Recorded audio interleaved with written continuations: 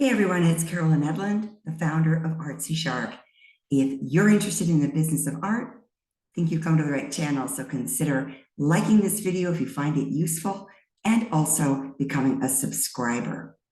Today I want to talk about a topic of great importance in selling art, and that is pricing, specifically markups.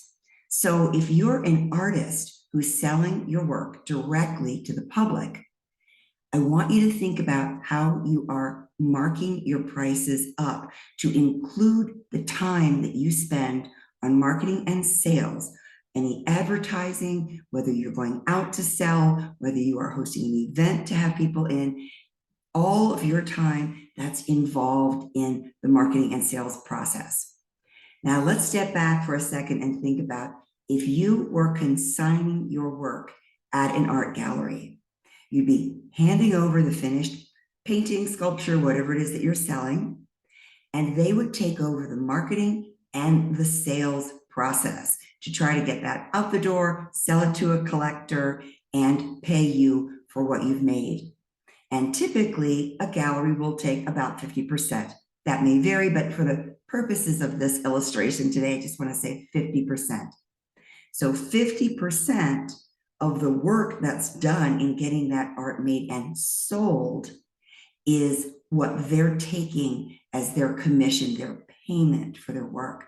Now, if you were wholesaling and you were selling outright to a store, a retailer, then they would be marking up 100% typically, maybe a little bit more, but just for purposes of this, we'll say 100% markup. So that means, again, they are taking 50% of the price of the piece as their share for selling it, displaying it, marketing it, working with customers, and so forth. Now, when you are selling your art by yourself, are you charging for having a website, using social media, going to an art fair or a festival, all of the expenses that you have, your time that you have? Are you charging the markup to full retail for what you are doing? In other words, you're stepping into the shoes of the retailer, stepping into the shoes of the gallery, and you need to earn what they are earning for all of the effort that you're putting into selling your work. That's why pricing should be consistent across the board, whether you're selling a piece of art or whether it's being sold in a store or a gallery. It should be equivalent because the markup is built into it. Plus, then you're not undercutting your galleries or your retailers, and that would be a problem as well.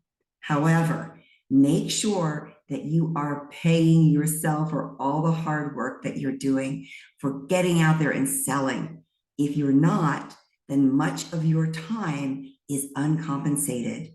It's not unusual for artists to spend 30 to 50% of their time on sales, and so you need to get paid for that time. It's very important. You want to be profitable. It's essential that you get that money built into what you are charging at retail. So think about it.